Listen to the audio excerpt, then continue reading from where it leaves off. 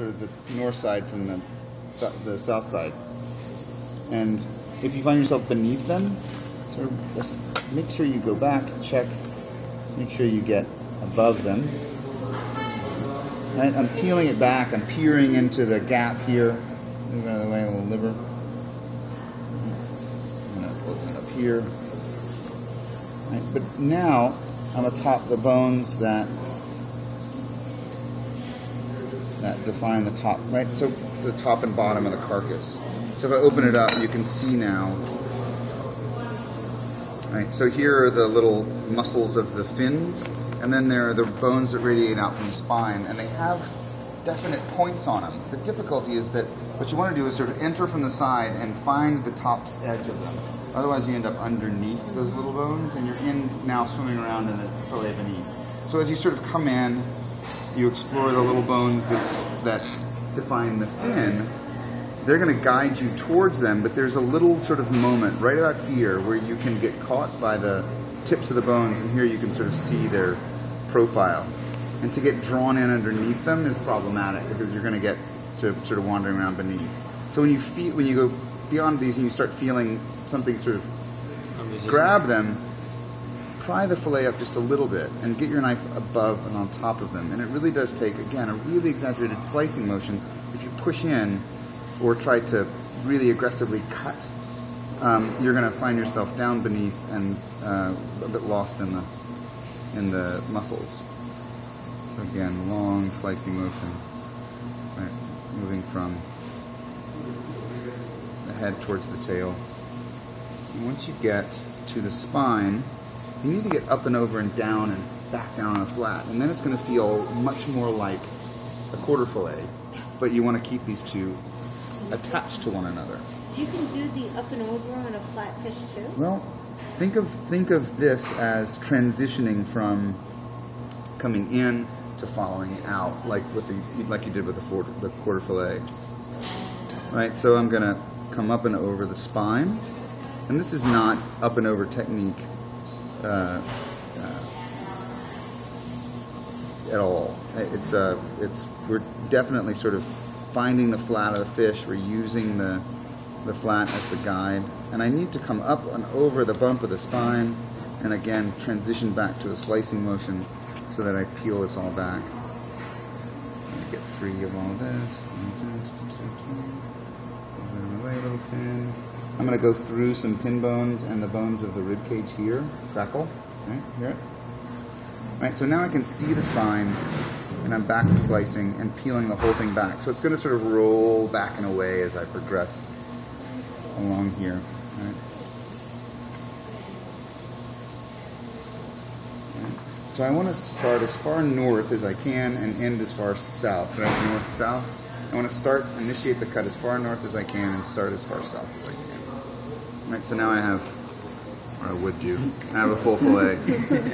I get to chatting and it all just go in a handbag. Right? Flip. And we'll repeat. In this case, this time, I'm just much more comfortable cutting towards my body than I am cutting away. And even though I can cut away from my body equally well, it just feels more natural. If you feel like cutting this direction, feel free. You're just going to have to sort of crane your neck this way rather than bend over that way. It's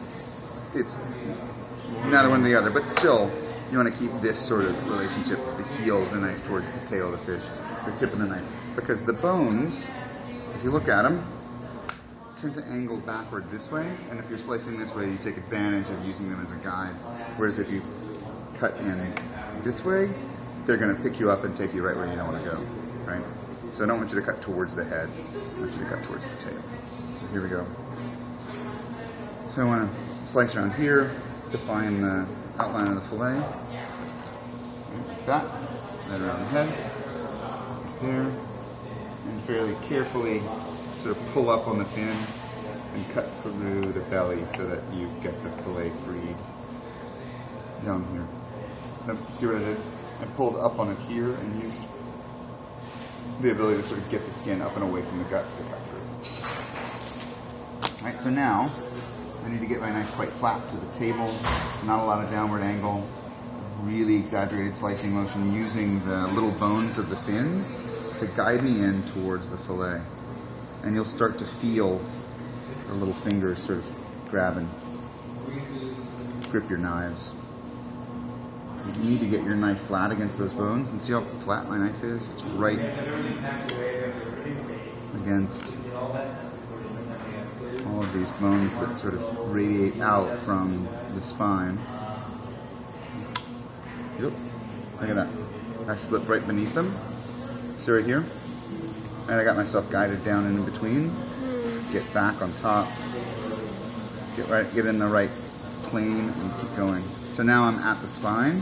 I want to make sure this is free, because now I'm going to go over the spine, down the flat, and it's going to feel a lot like a quarter fillet again. Right? So there's the spine there. I need to sort of rotate my knife over and down against the flat. Right? Start slicing. And try to shave the top surface of the spine to get the fillet off of the top surface without cutting these two fillets into two separate pieces. If you allow the knife to curve upward, you're gonna do that to it, basically, unintentionally.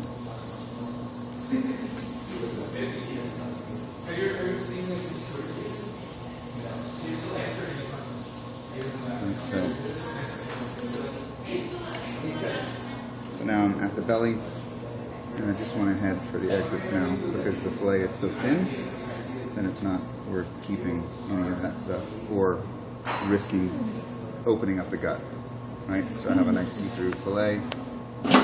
So here, this is a better acid test. I've got a full fillet. Scrape any of that stuff off.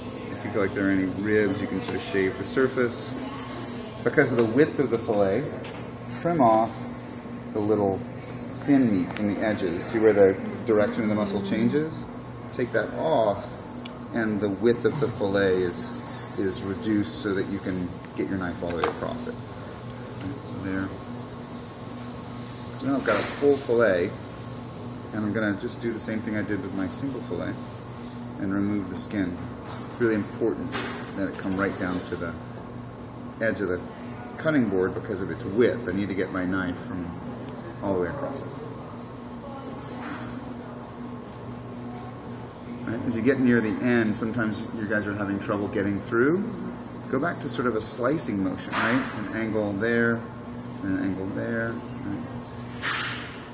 Right? So you're using the slicing motion like that. And then, let's see how we did, right?